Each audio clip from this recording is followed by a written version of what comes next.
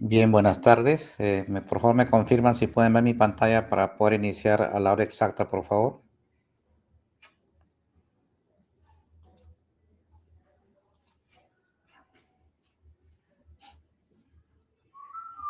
Buenas tardes. Por favor, confirmar si pueden ver mi Buenas pantalla. tardes, doctor. ¿Se ve? ¿Me Se escuchan puede bien? observar. Sí, Perfecto. se la escucha bien. Sí, Bien, doctor. perfecto. Ya, entonces vamos a iniciar la presentación. Ya, entonces, bien, el día de hoy vamos a repasar o revisar un tema que es relativamente frecuente como causas de consulta en servicio de infectología de las enfermedades tropicales. Y vamos a revisar básicamente tres hongos que dan cuadros sistémicos y que en algunas circunstancias de inmunosupresión incluso puede causar la muerte cuando no se trata oportunamente o hay retraso en el diagnóstico. Entonces es importante recordar estas patologías que si bien es cierto tienen más prevalencia en las zonas tropicales de nuestro país, obviamente pueden llegar pacientes de esas zonas a la zona donde trabajamos y obviamente pues hay que estar preparado para poder afrontar y hacer un diagnóstico oportuno de este grupo de gérmenes. Y vamos a iniciar entonces con el primero de esos tres hongos que revisaremos, que es la enfermedad conocida como blastomicosis sudamericana, el cual tiene una serie de cuadros clínicos que algunos son patognomónicos, incluso que hacen sospechar altamente esa posibilidad, pero otras veces pueden presentar formas atípicas en los cuales incluso pueden confundir con un abdomen agudo quirúrgico. Y quiero iniciar con este caso clínico que tiene relativa frecuencia, como le dije, de lo que podemos ver patologías de enfermedades tropicales. Y aquí podemos ver un paciente varón de 45 años, natural y procedente de la Merced Chanchamayo. Acude por abdomen agudo quirúrgico. Sí, esta es una de las formas atípicas, como les decía, que puede presentar. Entonces el paciente ingresa a sala de operaciones y lo que hacen en la laparotomía exploratoria, hallan una tumoración granulomatosa en el ángulo hepático del colon y en el examen clínico además el paciente se le encuentra paradentosis con caída espontánea de los dientes, edema de labios de la boca, predominio del superior y se le encuentra además ulceraciones hemorrágicas en la mucosa labial, en el paladar blando y en la lengua, que son bastante dolorosas y además se puede evidenciar disfonía en el paciente, ¿no? Entonces, aquí el diagnóstico más probable, vamos a ver que algunos de estos síntomas que he mencionado en el cuadro clínico son muy compatibles con paracoccidioides brasiliensis, que es el agente etiológico de esta patología.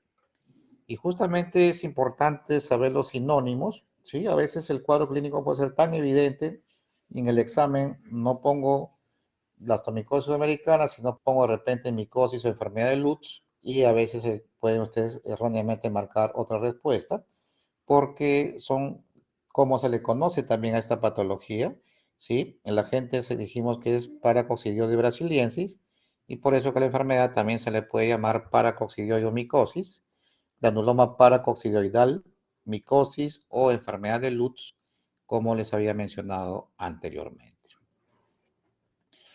Y es importante saber porque es una enfermedad que fue descrita por primera vez en Brasil por el investigador Lutz, de ahí que le llaman también esta enfermedad de Lutz. En 1908 hizo las primeras descripciones de esta patología, pero en el Perú recién en 1937 Weiss también ya detectó algunos casos en nuestro país. Y es importante saber pues que la definición de micosis profunda se debe a que esta enfermedad puede causar una diseminación a todo el organismo. Inicialmente puede comprometer la piel, mucosas, ganglios linfáticos, pero de acuerdo a si hay o no inmunosupresión, puede alcanzar incluso algunos órganos como los pulmones preferentemente, ¿no? Entonces es importante que ustedes tengan claro esta posibilidad. Ahora, es una enfermedad siempre subaguda o crónica, ojo, nunca no es aguda. Si hay una evolución aguda, entonces uno piensa en otra patología, no en este caso porque la evolución es subaguda o crónica, aunque es importante mencionar que tiene una evolución maligna, no que tenga alta mortalidad, sino que no se autolimita y si no y si no se trata, obviamente no va a haber curación espontánea. Ese dato es muy importante en esta patología. Además, ya lo he mencionado, es típico o es más prevalente en regiones tropicales y subtropicales de toda América Latina, incluso desde el centro de México por el norte hasta Argentina y Uruguay por el sur. Entonces, es importante recordar que tiene una distribución en toda o en casi todo el hemisferio sur en la parte de las Américas. Y es un hongo dimórfico, es importante porque tiene dos formas de presentación. En su vida saprofítica, en el ambiente, en la naturaleza, le encontramos como moho y que cuando lo aspiramos por vía inhalatoria, que es la principal fuente de infección, obviamente que se transforma en otra forma de presentación que es la que produce el cuadro clínico y que no se transmite de persona a persona. Por lo tanto, ya se ha demostrado que no hay transmisión entre las personas porque una vez que cambia su estructura en el organismo, que es la forma infectante, obviamente ya no se transmite de persona a persona. Entonces, es muy importante ese dato. Obviamente, la severidad de los cuadros va a depender también del estado inmunológico del paciente, sobre todo de su inmunidad de tipo celular. Y entonces, en nuestro país, por ejemplo, hay mucha frecuencia descrita en la zona de ceja de selva y selva baja amazónica, debido a que estas condiciones de temperatura y humedad son apropiadas para la supervivencia de las vías saprofíticas del agente etiológico que es el Paracoccidioides brasiliensis, que es la forma infectante, como les había mencionado. Y como vienen solamente de esta zona, no hay casos demostrados de la zona de la costa o en la sierra, todos son pacientes que viajaron a zona endémica y que desarrollaron la enfermedad durante su estancia en estos lugares endémicos, ¿no? Y esos lugares endémicos justamente es importante recordar que hay algunos departamentos que ya se sabe desde hace muchos años históricamente que son los que más casos reportan esa patología. Y a la cabeza es el departamento de Junín, por eso puse el caso clínico La Merced Chanchamayo, porque es importante saber que en nuestro país y en general las enfermedades infecciosas para el diagnóstico, muchas veces la parte epidemiológica tiene un rol importante en el diagnóstico, saber de dónde proviene el paciente o a dónde viajó recientemente, puede darnos el kit del asunto para poder detectar o llegar al diagnóstico definitivo. Le sigue en frecuencia Huánuco, luego Loreto, Madre de Dios, Pasco y San Martín, aunque se ha visto casos reportados incluso en Piura y Cajamarca con muy pocos casos, pero todavía se ha visto ese tipo de frecuencia porque hay zonas de la costa norte que también son ceja de selva y obviamente puede haber estos casos reportados también en menor proporción. Recordar también que lamentablemente esta enfermedad está en el grupo de enfermedades infecciosas desatendidas, cuyos digamos, países no dan importancia debida a este tipo de patologías, no brindan el soporte y el presupuesto adecuado para diagnosticar y tratar oportunamente estas enfermedades, y es por eso que está en el grupo de estas enfermedades desatendidas, como lo podemos ver acá en la diapositiva en la parte de hongos. Para coccidioides está en este grupo de enfermedades que se consideran obviamente desatendidas. Y vamos a ver cuáles son los aspectos clínicos que puede presentar esta enfermedad. Tiene varias formas de presentación en realidad. Tanto es así que Almeida eh, propuso algunos criterios junto con los investigadores sudamericanos para dar las formas de clasificación en la parte clínica, y ellos lo agrupan en 4 grandes grupos. La más frecuente y prevalente es la forma mucocutánea, pero a veces puede ver formas linfangíticas puras de tipo visceral y las mixtas que son menos frecuentes. Pero Negroni y Rubinstein también proponen otra clasificación de acuerdo, digamos, a la diseminación de la enfermedad y el cuadro clínico, y la clasifican como asintomática o subclínica. Aquellos pacientes con inmunidad conservada en la primera infección pueden tener algún tipo de respuesta sintomática leve que cursa como un cuadro pseudogripal y luego se autolimita. Pero en otros, por ejemplo, pueden desarrollar una primera infección con un cuadro pulmonar agudo, que es muy poco frecuente, pero se puede dar en ese contexto. La forma pulmonar crónica, que también se puede ver en este tipo de patologías, la diseminada aguda, la diseminada crónica y la fibrosis residual o fibrosa residual. Y eso es importante porque también lo había mencionado anteriormente, que sin tratamiento esta enfermedad avanza, pero incluso con tratamiento puede dejar secuelas fibróticas importantes que vamos a mencionar más adelante cuando veamos las fotografías. Y acá, por ejemplo, vamos a ver que cuando vemos la parte clínica, uno de los síntomas o de las zonas o las áreas más afectadas es la cavidad oral. Y vamos a ver siempre compromiso de la mucosa oral, sobre todo en el área de las encías, que es la más afectada. Y también vamos a encontrar compromiso a la membrana periodóntica, que hace que se debilite pues la estructura, la base de los dientes y puede generar caídas espontáneas de esas, o sea, lo que llamamos paradentosis, y entonces eso es un síntoma bastante frecuente. Tal es así que incluso algunos odontólogos son los que derivan pacientes al servicio de infectología porque ellos acuden por la caída de los dientes y cuando ellos examinan la cavidad oral encuentran lesiones granulomatosas que obviamente ellos no pueden manejar, pero sospechan que hay algo más que esté afectando también la dentadura. Entonces lo derivan y ya en infectología hacemos este diagnóstico donde se ven ese tipo de lesiones en la mucosa oral que vamos a detallar más adelante.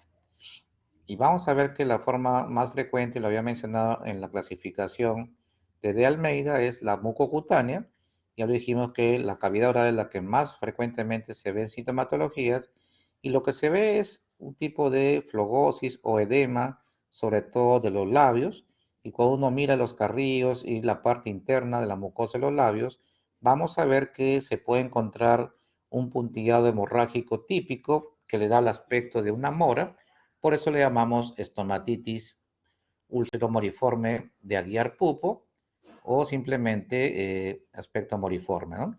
Y además el compromiso va desde las comisuras labiales hasta la mucosa labial, geniana, incluso compromiso de paladar blando, los pilares amigdalianos, la lengua, y siempre se encuentra una capa muy dolorosa de una secreción blanquecina que puede sangrar también con el roce, y esto se acompaña además de cialorrea, de odinofagia, y también cuando ya el compromiso de los granulomas es más profundo, ¿sí?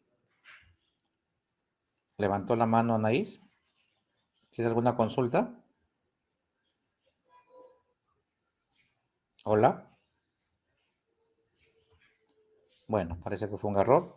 Entonces, le decía que hay cialorrea o dinofagia y además cuando hay compromiso más profundo de las cuerdas vocales, se puede encontrar la disfonía y este síntoma, aunque no lo crean, se considera un síntoma de, digamos, de gravedad.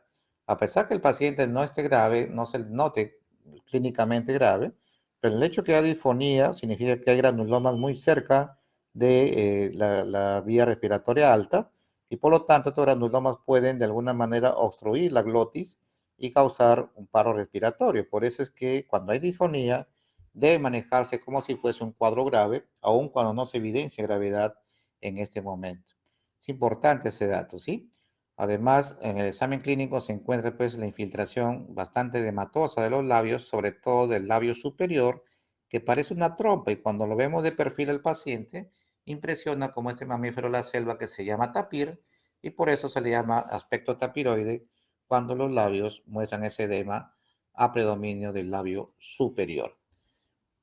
Y tiene un componente pues también, digamos, asociado a la actividad laboral. Por lo tanto, pues la población económicamente activa son los que más casos reportan.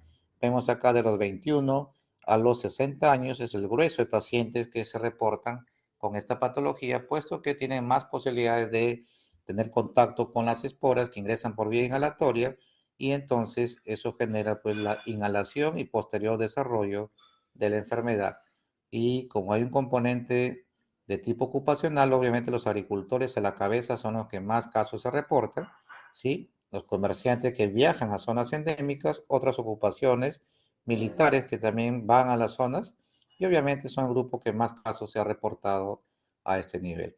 Sin embargo, cuando hablamos de enfermedad pediátrica, se ha visto que no hay diferencia por sexo.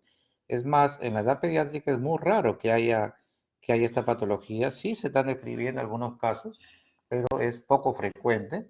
En cambio, cuando hablamos de los adultos, ahí sí se ha visto una diferencia importante por el sexo. Se ha visto que en los adultos de cada 10 a 15 hombres con casos de paracoccidomicosis, solamente una mujer está afectada. Vean la diferencia en la proporción y se ha visto que esto es porque hay una protección hormonal. Se ha visto que el 17-alfa estradiol genera un efecto protector en las mujeres y por eso que en las posmenopáusicas la frecuencia de esta patología con los hombres prácticamente se iguala. Y acá veo la clasificación que les había mencionado. Lo más frecuente es la forma mucocutánea, formas mixtas como mucocutáneo linfático visceral en segundo lugar, mucoso visceral, y las formas puras como la visceral o la cutánea linfática son menos frecuentes, a diferencia de la mucocutánea y la mucocutáneo linfático visceral, que vienen a ser las formas más frecuentes de presentación en esta patología. Veamos también acá las fotos, como les decía, los granulomas apicales de los dientes con debilitamiento de la membrana periodóntica y vemos cómo hay caída espontánea de los dientes, por eso que algunos odontólogos hacen el diagnóstico primero y cuando ven que hay más compromiso de la mucosa oral son derivados al médico respectivo. Vean este paciente cómo se puede evidenciar claramente el edema del labio superior, ¿sí? Que va con compromiso de los dientes. Pero también vemos edema, vemos claramente el edema en los labios, vemos este granuloma en la comisura labial, también en la zona malar, como hay este tipo de imágenes que pueden ser compatibles con paracoccidomicosis. Una forma menos frecuente, pero también se ha descrito el compromiso ganglionar y una característica importante es que estos ganglios afectados tienden a fistulizarse y esa característica es importante en esta patología. Pero puede haber, por supuesto, formas mixtas. En este caso vemos una forma costrosa, ¿sí? Con úlceras accedadas, incluso algunos se ven compromiso ahí de sobreinfección bacteriana que se ve claramente cómo se pueden complicar. Entonces, realmente las formas cutáneas puras son extremadamente raras. Normalmente hay compromiso mucoso. La mucocutánea viene a ser la forma más frecuente entonces, pero la forma clínica de cutánea pura es mucho menos frecuente. ¿Sí? Y cuando hay compromiso a nivel cutáneo, vemos lesiones que son papulares, pueden ser úlceras costrosas, pueden además, podemos ver lesiones ectimatoides, o lesiones pápulo-úlcero-accedadas, que también pueden ser nodulares o incluso verrucosas. A veces parecen una cicatriz queloide que puede confundirnos con las formas típicas de esta patología. Sí, también se puede ver una forma clínicas ganglionares primarias que se ha visto principalmente en niños que viajaron a zonas endémicas, donde aparentemente no se ve una puerta de entrada y cuando hay compromiso solo ganglionar, obviamente en nuestro país que tiene alta incidencia y prevalencia de tuberculosis, puede confundirnos con tuberculosis ganglionar o incluso con linfoma por el volumen de las anopatías que pueden ser generalizadas a predominio cervical, pero también podemos encontrar a nivel axilar e inquinal simultáneamente. Eso es importante tener en cuenta. Además, las formas ganglionares secundarias también dan lugar a que se acceden y como había mencionado, también tienden a fistulizarse. Y esto pues obviamente va a requerir algún tipo de corrección quirúrgica posterior al tratamiento para cerrar estas fístulas que pueden presentarse durante el cuadro clínico. Es una complicación que suele suceder en esta patología. Las formas ya mucocutáneas linfáticas viscerales son menos frecuentes y ya como les había mencionado, tiene que ver mucho con el tema de, eh, con el tema de la inmunidad, el tema de la inmunidad celular, ¿sí? Porque a menor inmunidad celular, obviamente que vamos a tener acá la posibilidad de tener digamos, compromiso de órganos internos. El órgano que más frecuentemente afecta es el pulmón, donde vamos a encontrar lesiones o un patrón macro o micronodular.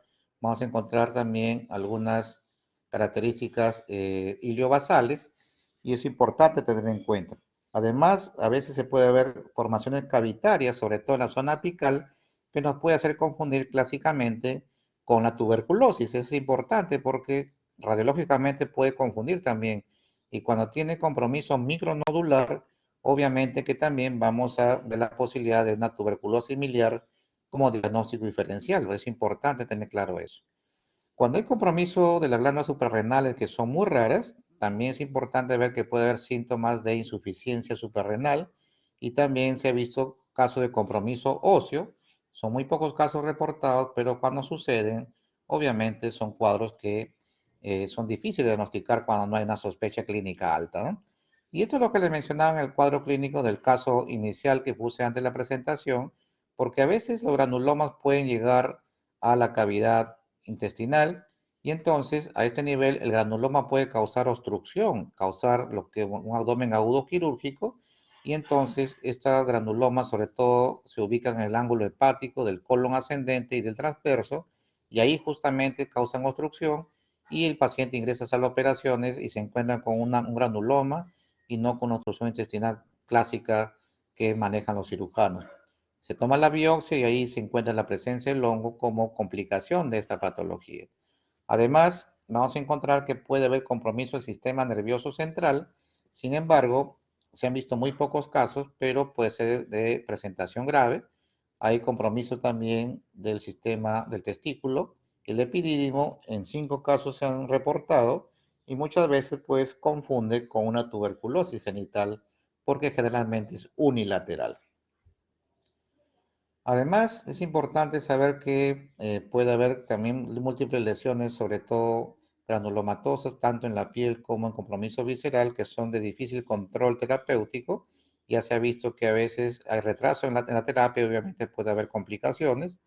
Y lo que les había mencionado es que esta patología siempre deja secuelas fibróticas, cicatrizales, que tienen que después ser guiadas quirúrgicamente porque pues generan incapacidades, sobre todo en las comisuras labiales produce esta fibrosis que genera restricción de la apertura ocular y que tiene que corregirse de parte de forma quirúrgica para poder el paciente volver a la normalidad y poder hablar y abrir la boca adecuadamente, ¿no? Eso vamos a ver más adelante en la fotografía, cómo se ven esas imágenes secuelares. Pero ¿cómo hacemos el diagnóstico? Obviamente que esas lesiones generalmente uno debe tomar muestras. Por ejemplo, si uno toma una muestra en fresco de esas lesiones y hacemos tinciones, vamos a ver qué tinciones se pueden hacer, o también se pueden hacer frotis de este tipo de lesiones y vamos a ver las famosas blastosporas de doble contorno que se ven en la imagen en microscopio con exoesporulación múltiple alrededor, que da la característica del timón de barco, que es característico y es patognomónico de este hongo. Los cultivos permiten el alimento del hongo, aunque demoran un poco más el crecimiento, pero también pueden crecer en agar saguro.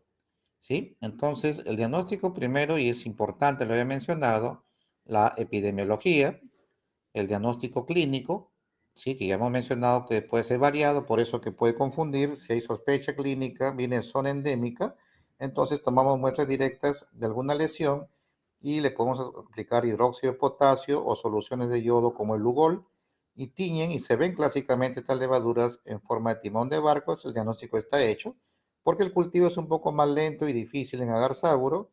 La histopatología también se puede hacer, pero también toma su tiempo y existen unas reacciones serológicas que sí tienen algún tipo de sensibilidad importante, aunque una especificidad no tan buena, pero se pueden usar, como por ejemplo la inmunodifusión, puede servirnos bastante cuando hay dudas diagnósticas. Y esto es lo que decía de la imagen, miren cómo se ve una blastospora de doble contorno con esta exoesporulación externa que da esa forma típica de lo que llamamos timón de barco. Esto sí es patognomónico, no hay otro hongo cuyas esporas se tiñan con esta forma de presentación y basta que ustedes vean la fotografía en un examen, pueden decir que este paciente tiene una blastomicosis sudamericana solamente con esa forma de presentación de las esporas. Entonces, el tratamiento clásico inicialmente, cuando fue descrito los primeros casos, era con sulfas. Las sulfas es tratamiento de elección, pero recordar que esa medicación tiene efecto bacteriostático, no es tan bactericida, y entonces había muchas tasas de mala respuesta clínica al tratamiento. Y entonces todas las sulfas dejaron de usarse, después se usaron los azoles como el ketoconazol, con tasas de respuesta más o menos considerables, pero actualmente el tratamiento de elección para las formas no complicadas es el itraconazol, que se usa entre 100 a 200 miligramos diarios, y cuando hay formas graves, incluso cuando hay disfonía, aunque no se vea de forma grave, debe utilizarse anfotericin B para evitar que el granuloma crezca y obstruya la vía respiratoria alta. Ya los había mencionado. Sí, miren, por ejemplo, esas son las secuelas que les mencionaba. Vean cómo en las comisuras labiales han quedado estas secuelas fibróticas, hay cicatrices, y este paciente es todo lo que puede abrir la boca. Entonces dificulta obviamente el hablar y el comer, por eso que va a requerir algún tipo de tratamiento quirúrgico para mejorar la apertura oral. Este paciente tiene simultáneamente, acá vean cómo se ve edema importante en los labios, ¿sí? Se ve ese aspecto amoriforme, esas lesiones granulomatosas y también se ve afectación de los dientes clásicos de esta patología.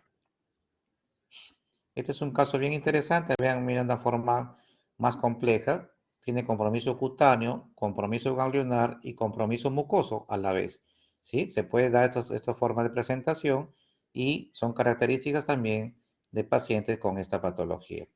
Y este es el caso interesante porque fue un niño que viajó a zona endémica y desarrolló lo que se llama una forma linfangítica pura, que realmente, aunque también desarrolló compromiso hepático, pero la linfadenopatía visceral es menos frecuente, pero miren cómo desarrolla este paciente, desarrolla esta lesión acá en la zona cervical y también hace compromiso axilar. Como ustedes pueden ver, el diagnóstico se hizo con biopsia de esos ganglios y se pudo aislar este hongo en los resultados histopatológicos.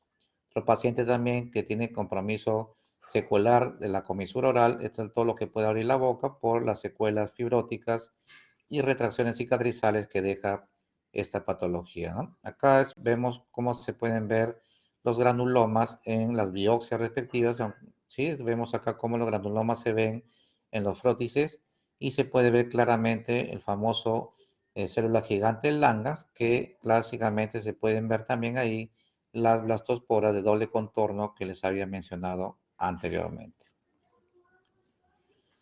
Acá también vemos nuevamente la histopatología, vemos los famosos granulomas tuberculoides, que son característicos de las enfermedades granulomatosas. No son específicas para el caso de este hongo, pero se ve con mucha frecuencia en las enfermedades granulomatosas. Acá el paciente, miren, clásicamente lo que se ve acá, el aspecto tapiroide, vean el edema de los labios, el predominio superior. Cuando levantamos, vemos la mucosa labial, se puede vencer claramente estos granulomas que se pueden ver en la zona de la mucosa labial. Y acá nuevamente el paciente con problemas de la apertura oral como secuela y previamente se ve el compromiso que tuvo cutáneo, visceral y de la mucosa también oral. Otro caso acá de un caso de manifestación linfangítica pura a nivel cervical en un niño. Y básicamente eso es la revisión del primer agente etiológico que es el Paracoccidosis brasiliensis. Al final de la presentación pasaremos a la ronda de preguntas respectivas. Pasamos ahora a otro hongo que es también un hongo que se considera como micosis profunda. También es un hongo de tipo dimórfico que tiene dos formas de presentación, tanto en el ambiente como en el organismo. Caso clínico similar, paciente varón de 36 años, agricultor natural procedente de Apurímac, transferido a Lima por presentar lesiones de tipo granulomatosa, gomosas, algunas que se han ulcerado, otras son costrosas, con tejido necrótico en las extremidades, se le encuentra adenopatía axilar e inguinal, y en la biopsia se encuentran cuerpos asteroides, basófilos, ovoides. El diagnóstico más probable es, vamos a ver que estas estructuras de cuerpos asteroides son muy frecuentemente encontrados en esporotricosis, sin embargo, no son patognomónicas ni son específicas solamente para este hongo, pues se ha visto en otro tipo de gérmenes. Entonces, esporotricosis se llama así porque Schenke fue el primero que hizo las descripciones en 1819 en Estados Unidos y es una enfermedad micótica también subaguda o crónica, no es aguda nunca, y afecta generalmente la piel, aunque también si hay compromiso de la inmunidad celular, va a haber compromiso subcutáneo, linfático, incluso puede visceral en casos de trastorno de la inmunidad severa. Y hasta el agente etiológico, por otro, es Schenck. Es un hongo dimórfico porque en los tejidos es un paciente que tiene levaduras, pero en el ambiente en la forma infectante es un moho, los cuales ingresan por inoculación accidental en algún tipo de, digamos, de accidente de tipo punzante, que roza o hinca con alguna espina o maleza, ingresa pues a la piel por ese mecanismo, ¿sí? Debido a que estos mohos están en forma saprófita en vegetales y en el suelo húmedo, su crecimiento es rápido, sobre todo los medios de cultivo, y está en la naturaleza, obviamente, donde hay, digamos, algunas características importantes en cuanto al clima y humedad. Es una enfermedad que está distribuida en todo el mundo, ¿sí? Como ustedes pueden ver, es cosmopolita y se le puede encontrar principalmente en Japón, en Sudáfrica, en México, y en el país, en Centroamérica y Sudamérica, vemos que en el Perú el departamento de Apurímac es el que más casos reporta de esta patología, y acá está incluso distribuido por distritos de cada departamento, los cuales más frecuentemente mencionan este tipo de patologías. Importante entonces la parte epidemiológica. Hay que recordar que la vía de entrada es la cutánea, ¿sí? Generalmente dijimos por traumatismos o escoriaciones con material contaminado con tierra, donde igual ingresa el moho y obviamente pues desarrolla la enfermedad después de un periodo de incubación que vamos a mencionar más adelante. También es importante decir que es una enfermedad polimórfica porque afecta principalmente la piel, pero puede afectar el tejido celular subcutáneo, el hueso y otros órganos, además, cuando la inmunidad celular está en forma importantemente afectada, ¿no? Entonces, eso tiene que ver, a mayor trastorno inmunológico, mayor diseminación de la enfermedad, obviamente. Y el periodo de incubación, como le dije, es variable porque se conoce claramente para la forma cutánea, va desde una semana hasta un mes, pero para otro tipo de manifestaciones como la pulmonar, hasta ahora no se ha podido precisar exactamente cuál es su periodo de incubación. El tema es que clínicamente uno ve siempre lesiones cutáneas, que es el órgano más afectado, y estos pueden ser lesiones nodulares, que son tipo gomosas, redondeadas, inflamatorias, vamos a otras que son costrosas, algunas tienen síntomas, incluso signos de necrosis. Generalmente son múltiples, pero pueden ser únicas también. Y obviamente que va a afectar las áreas que más tienen roce con la maleza, que son las extremidades, tanto superiores como inferiores, pero también hemos visto que puede ver en la cabeza y el cuello.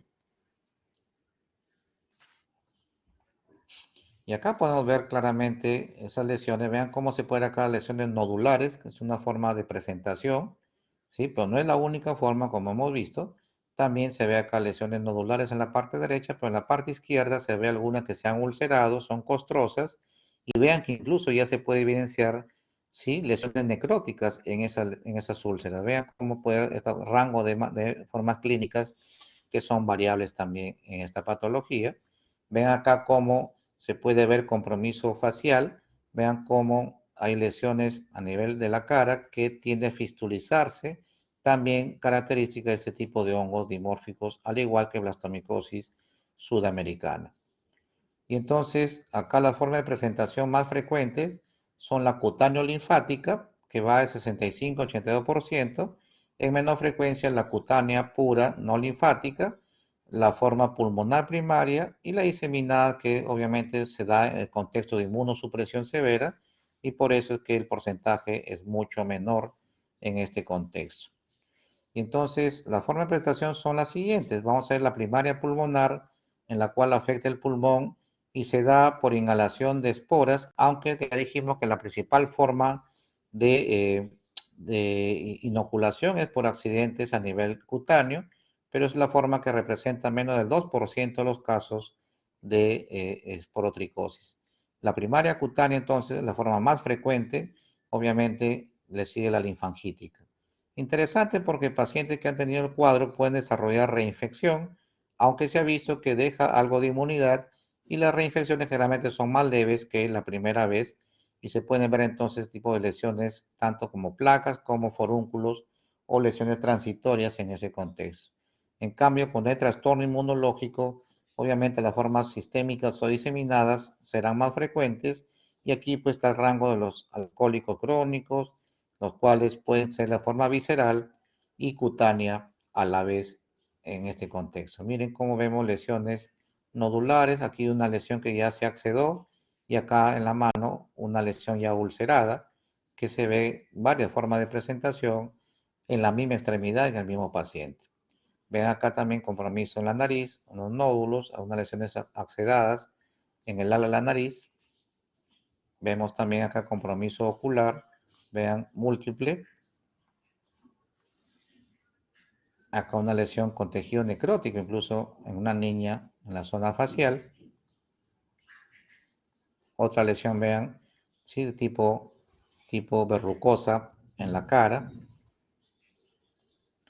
Y esto, mire, esta lesión, ¿sí? Hiperqueratóxica a nivel de la mano, pareciera una cicatriz queloide y confunde. Miren esto claramente, cicatriz queloide, pareciera que es el caso, pero no es otra cosa que otra forma de presentación de esporotricosis. Eso es muy importante. Vean esto, miren cómo se ven estas lesiones hiperqueratóxicas que pueden confundir con otro tipo de patologías aparte de los hongos. Esta es una forma severa de presentación en un paciente inmunosuprimido, en este caso un paciente VIH en estadio SIDA. Vea cómo hace lesiones sistémicas, costrosas, con áreas extensas de necrosis que puede originar este caso en pacientes muy inmunosuprimidos. Eso es importante recordar. Entonces, ¿cómo hacemos el diagnóstico de esporotricosis? Es muy importante porque acá tenemos que también tomar muestras de las lesiones y se ven unas estructuras que son depósitos de inmunoglobulinas alrededor de estructuras micóticas y que no son exclusivas de esta enfermedad, pero es muy frecuente encontrar y que llamamos los cuerpos asteroides, ¿sí? Y en la biopsia también vemos granulomas de tipo tuberculoide, se evidencian los famosos cuerpos asteroides y se pueden distinguir también las estructuras micóticas que son de tipo basófilo, ovales, ovoideas o a veces alargadas de este hongo. Y aquí pueden ver cómo un granuloma se ve claramente y en el centro, ¿sí? Vean cómo se ve esta forma estrellada, por eso se le llama cuerpo asteroide de color basófilo que se puede ver en los granulomas causados por este hongo. Esta estructura no es patognomónica, solamente es porotricosis, pero es muy frecuente encontrarlo en este contexto. ¿Sí? Es un germen que sí crece rápidamente en agar sauro. En cuestión de 5 días ya se puede ver crecimiento de colonias que son blancas, grisáceas, cremosas, algunas arrugadas, y cuando se toma una muestra se pueden ver hifas finas con las conillas en forma piriforme. Existen pruebas también de intrademo reacción tipo PPD, pero tienen baja especificidad y no se usan de rutina en el diagnóstico de esporotricosis, ¿no? El cultivo es clásico, vean cómo se cultivos blanco cremosos, rugosos, típicos en agar sauro. También se puede utilizar inmunofluorescencia directa son diagnósticos de tipo inmunológico, ¿sí? Donde se puede evidenciar este tipo de anticuerpos contra este hongo. Y también se puede usar inmunohistoquímica y técnicas de ELISA con cero aglutinación de látex para buscar anticuerpos específicos contra Sporotrichis schenckii, ¿no? También es otra forma de cómo hacemos el diagnóstico de este hongo. Y tratamiento inicialmente también históricamente fue el yoduro de potasio al 10%. Habían algunos estándares ahí que se proponían en cuanto al tema de la dosificación. Sin embargo, este medicamento es altamente tóxico. Acá está la dosis que se recomendaba. Sin embargo, por su toxicidad se dejó de utilizar y actualmente para esporotricosis también el tratamiento en la forma grave de presentación es el anfotericin B y para las formas para continuar el tratamiento de una forma grave o para formas leves a moderadas se usa itraconazol 200 miligramos diarios por un promedio de 3 a 4 meses. Esto es importante. Alternativa al itraconazol se usa fluconazol. Sin embargo, la tasa de eficacia es algo menor que el itraconazol y es importante recordar porque hay que dar 400 miligramos diarios y por lo menos se debe dar 6 meses para lograr el efecto, digamos, cercano a lo que conseguimos con itraconazol. Este hongo tampoco tolera altas temperaturas, muy altas temperaturas. Generalmente, cuando hay más de 35 grados, hay una inhibición de crecimiento. Por eso que aparte de la terapia farmacológica, se puede utilizar compresas de agua caliente a 45 grados por 1 hora al día, por varios meses, que también se usa como terapia alternativa o coadyuvante a la terapia farmacológica. ¿De acuerdo? Eso es lo que respecta entonces a esporotricosis. Y ahora vamos a pasar a la otra patología que también es importante recordar, es la histoplasmosis. Como vemos, también tiene varios sinónimos. Le llaman enfermedad de Darling, histoplasmosis americana, citomicosis, retículo endoteliosis, enfermedad de los murciélagos, enfermedad de las cuevas, de las cavernas, de las minas, fiebre de Tingo María, ¿sí? Entre otros. Y es importante porque esta patología tiene una virulencia un tanto mayor y entonces, pues, sobre todo en inmunosuprimidos, puede causar alta mortalidad cuando hay retraso en el diagnóstico y obviamente en el manejo. Vean este caso, por ejemplo, un paciente varón de 57 años, fumador, tiempo de enfermedad 7 meses, donde se ve una lesión erosiva, ¿sí? Con surcos sangrantes y aumento de volumen en la lengua, con nodulaciones de tipo pseudomembranas, ¿sí? Vean cómo está deforme su lengua, ¿sí? Está aumentado de tamaño, ¿sí? Aumento de volumen, está con nodulaciones, y entonces se le toma una biopsia de ahí y se encuentra una lesión granulomatosa con presencia de células plasmáticas y gigantes multinucleadas, pero sin necrosis central con exudación y úlceras asociadas. Esta descripción puede ser cualquier de los hongos anteriores, y así que es importante ver que el cuadro clínico puede confundir también con otras micosis profundas. Por eso es importante tener claro el paciente de dónde proviene, ¿sí? La zona de Huánuco es lo que más frecuentemente reporta, seguido del departamento de Junín, aunque hay varios departamentos que pueden también reportar estos casos, entre ellos también algunos departamentos de la costa norte, donde haya clima tropical y templado. En verano, altas temperaturas, también es importante tener en cuenta que puede haber esta forma de transmisión, aunque en la temporada seca, donde las esporas se volatilizan y son más fácilmente inhaladas, así que es importante saber que en esa temporada hay más casos reportados de histoplasmosis, ¿no? Hay tres especies, pero la que ataca principalmente el ser humano en nuestro medio es el histoplasma capsulatum, Cerobar capsulatum, porque también existe otro a nivel de África que es el histoplasmosis africana por el histoplasma variedad Duboisí, y el otro que se llama Farsiminosum, que produce compromiso principalmente en los equinos, más no en el ser humano.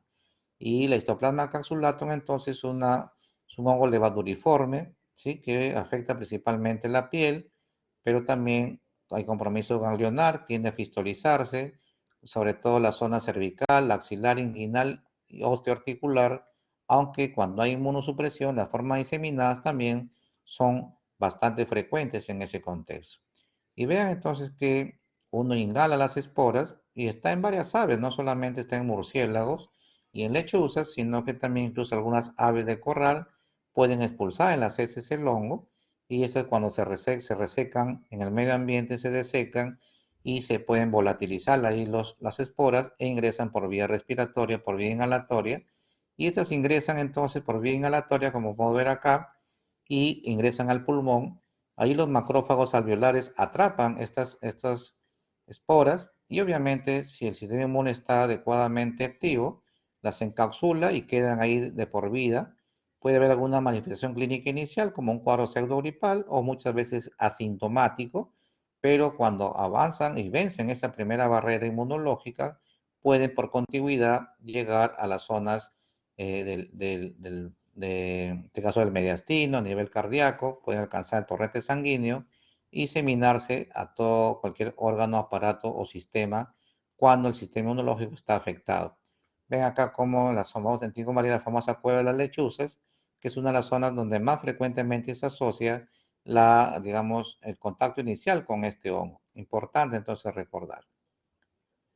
Y acá vamos a ver entonces la diferencia, ¿no?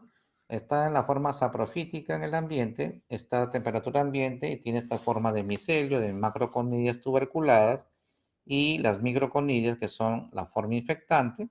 ¿Sí? Esto está en la forma en el medio ambiente y cuando ingresa al organismo se transforman a temperatura de 37 grados, se transforman en forma de levadura, que es la que desarrolla el cuadro clínico. Por eso que tampoco hay transmisión de humano a humano. Y histoplasma tiene una serie de manifestaciones bastante, digamos, diversas. Como ustedes pueden ver, puede haber una histoplasmosis primaria, la cual puede ser asintomática o subclínica, es decir, que hay síntomas muy leves. Se puede encontrar una forma pulmonar aguda con una forma típica de una neumonía aguda, ¿sí? Aunque puede haber forma pulmonar crónica, se puede confundir con tuberculosis. Una forma de histoplasma cutánea primaria, poco frecuente, pero descrita. La forma diseminada aguda, subaguda o crónica. La histoplasmosis mediada inmunológicamente con histoplasmoma, con fibrosis mediastínica, con mediastinitis, síndrome ocular, VIH y estadio SIDA también entra en las formas de presentación, porque en este grupo particular son formas mucho más graves, con alta mortalidad, repito, cuando se retrasa el diagnóstico. Entonces, en la forma primaria, vamos a ver que puede ser asintomático o clínica, donde vemos el periodo de incubación de 1 a 3 semanas, ¿sí? Puede ser, como dijimos, asintomática, y podemos hacer un diagnóstico de reacción, donde se puede evidenciar claramente una respuesta de tipo dérmica, y en la placa uno puede ver calcificaciones que indican que hubo una prima infección, pero que no desarrollamos la enfermedad clínicamente, ¿no? Pero vemos una forma pulmonar aguda donde sí se puede ver infiltrado ya intersticial de tipo retículo nodular, o incluso puede haber un patrón miliar que puede confundir con tuberculosis, y esa es una característica que también se puede ver en este grupo de presentación. También puede haber una forma crónica con fiebre, tos, hemoptisis, baja de peso, sudoración nocturna, y miren cómo compromete todo el pulmón, y a veces le encuentra compromiso en los ápices. Y el diagnóstico diferencial con tuberculosis también es bastante frecuente, porque también puede dejar compromiso fibrocavitario, sobre todo en el ápice, que puede confundir clásicamente con tuberculosis. En la forma cutánea primaria sí es menos frecuente, pero se pueden ver nódulos, úlceras con adenopatías satélites cercanas a la lesión.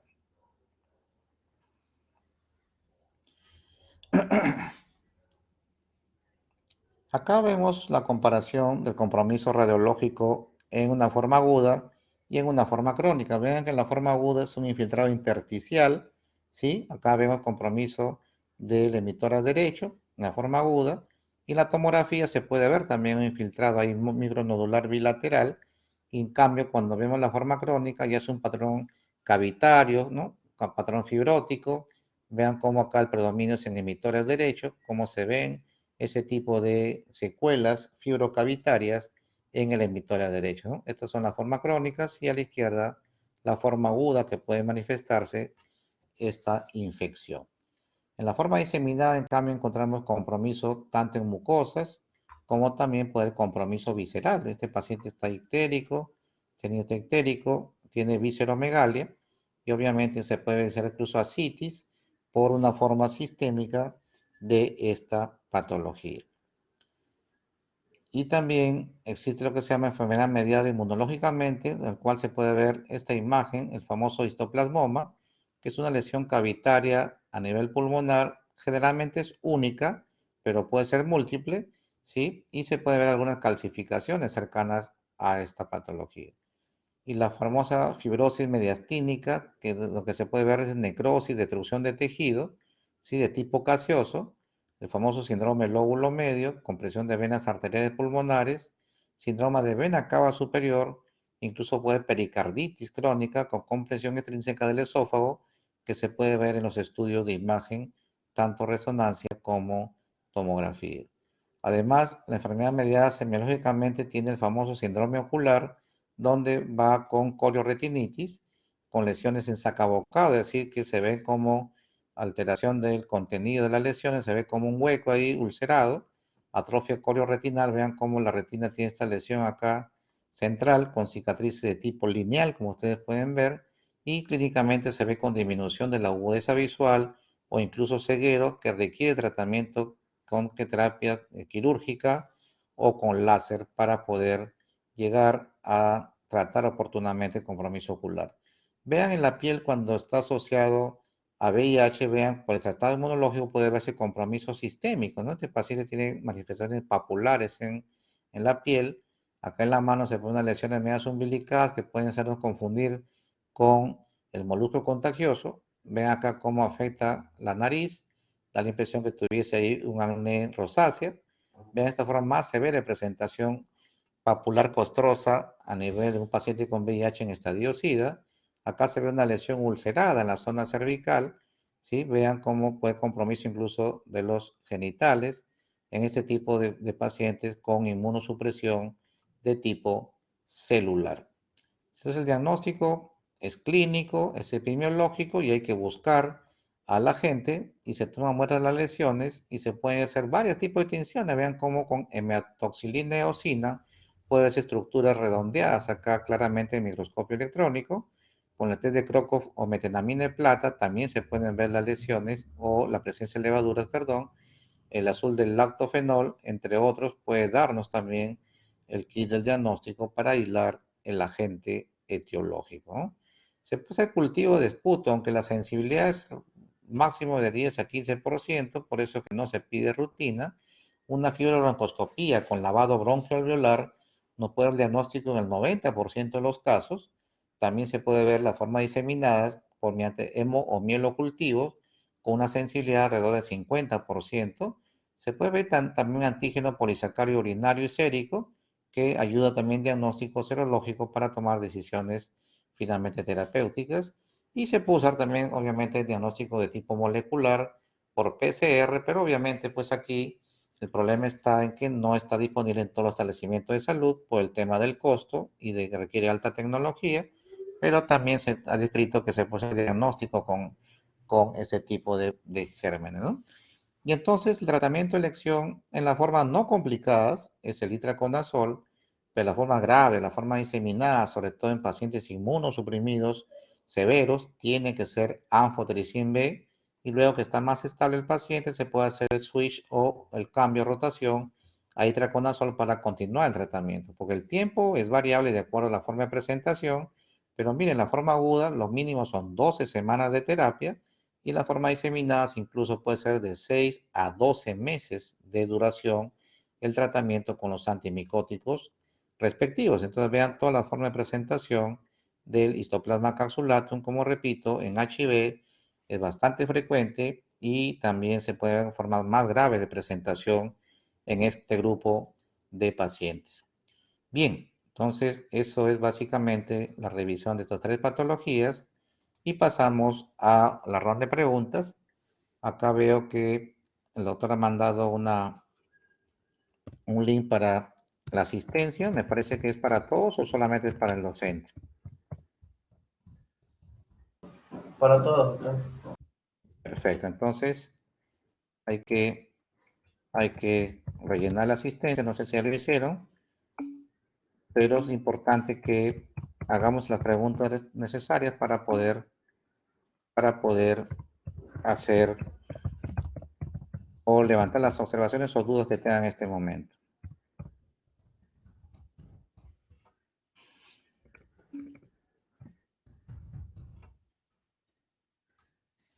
Envié mi asistencia. ¿Hay preguntas?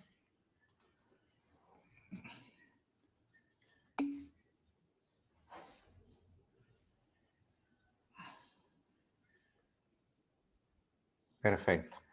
Bien, entonces, ¿alguna duda, por favor? ¿Alguna pregunta de algo que quieran que les amplíe, que no quedó claro con respecto a estas tres patologías, para poder aclararlas en este momento?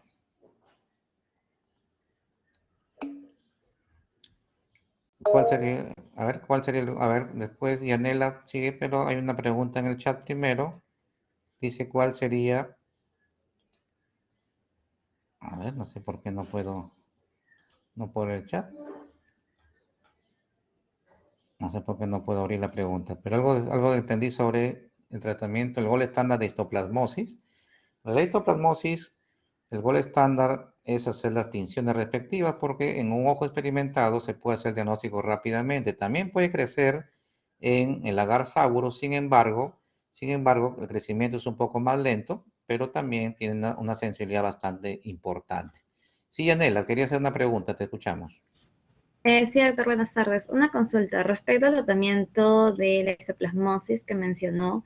En este caso no entendí muy bien. En caso de, por lo menos, bueno, ya tener el diagnóstico Certero, el tema del tratamiento, ¿cómo sería? ¿Primero anfotericina B por cuánto tiempo y después itraconazol o los dos a la vez? ¿O primero itraconazol, luego Ya, anfotericina? correcto. En las formas diseminadas, o sea, que consideramos graves, se inicia anfotericin B, ¿sí? La dosis para hongos generalmente, en general, si usamos anfotericin B de tipo, la presentación de oxicolato, que es de 0,8 a 1 miligramo por kilo día, y se puede dar entre 14 a 30 días como dosis de ataque, y si el paciente ya sale de la forma grave, se ve más estable el paciente, se rota, entonces, al itraconazol para completar pues, los 6 a 12 meses que puede durar la terapia en las formas diseminadas. En las formas leves puede ser que sea suficiente 14 días de ANFO y completar el resto de los días de las 3 semanas, de 3 a 6 semanas que puede durar el tratamiento. Se puede usar o completar con itraconazol. En general se usa 200 miligramos diarios de itraconazol. Pero si es una forma leve localizada, puede iniciar solamente en monoterapia con itraconazol sin ningún problema. Selanfo B se usa solamente para las formas diseminadas que se consideran graves, sobre todo en pacientes inmunosuprimidos. Simultáneamente no se usan. Primero tratamiento de inducción con ANFO y luego se pasa a una fase de consolidación con itraconazol. El fluconazol puede servir, pero la eficacia es algo menor que el itraconazol, pero es una alternativa en caso que el paciente sea intolerante o alérgico al itraconazol, que es muy raro, pero se usa como alternativa fluconazol, pero con tasas de respuesta algo menores. ¿Sí? No sé si Yanela contesta tu pregunta. Bien, si hay alguna otra pregunta, por favor.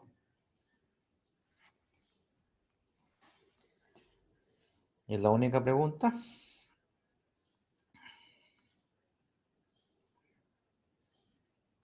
Bien, Doctor, una entonces, consulta. hola, Rafael. Sí, Sí, en el caso de la esporotricosis, si bien es cierto, el fluconazol no tiene la misma efectividad que el itraconazol, pero a veces por el acceso al medicamento se tiene que utilizar ese que les estoy mencionando, el fluconazol. ¿Cuál sería la dosis y por cuánto tiempo, doctor? ya, correcto. También la dosis que se pudo usar se recomienda entre 150 y 200 miligramos, aunque se llega a usar hasta 400 como dosis máxima diaria, y la duración es variable, pero en promedio, dependiendo de la extensión de la lesión, puede ser desde 6 semanas hasta los 6 meses, incluso en la forma diseminada, ¿no?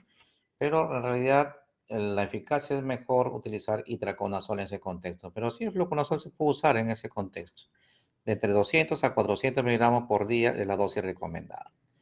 Ten en cuenta que muchos tienen temor de usar fluconazol por el tema de la toxicidad hepática, cuya toxicidad realmente es dosis y tiempo dependiente, de tal manera que no nos asusta usar dosis altas diarias como algunos colegas tienen ese temor. Por ejemplo, en criptococosis usamos anfotericin B por 14 días como mínimo y luego rotamos a la fase de consolidación con fluconazol, y en esta fase usamos entre 400 y 600 miligramos diarios por 8 a 10 semanas y no hemos visto que hayan aumentado la tasa de insuficiencia hepática o de transaminasemia importante. Así que no hay que tener temor con el uso, solamente hay que vigilar obviamente cada cierto tiempo las transaminasas para ver pues si hay elevación importante, cosa que no es muy frecuente en realidad. Bien, ¿alguna otra pregunta, por favor? ¿Cuál es el tratamiento de elección en la esporotricosis? Ya. Bien, en realidad es cierto que cuando uno toma muestras y hace una coloración, ve los cuerpos asteroides, y bien estos no son patognomónicos, son altamente sensibles, pero no tan específicos. Pero si quieres hacer el diagnóstico confirmatorio, ahí sí es el cultivo.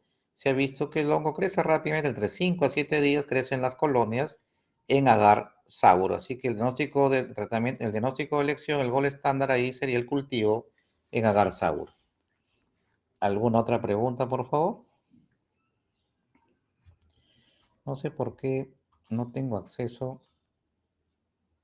a todos los chats. Los leo rápidamente y luego no los abre, no sé por qué. Bueno, ¿alguna otra pregunta, por favor?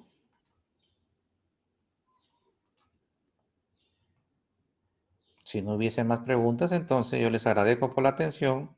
Buenas tardes, estudien, ya se acerca el examen. Ya el coordinador de la sede nos ha pedido las preguntas máximo el día miércoles. Así que ya probablemente el examen sea entre el sábado y el lunes, me parece que es el lunes, pero por favor con tiempo vayan estudiando porque ya el examen está muy cerca. Voy a dejar o detener la grabación en este momento y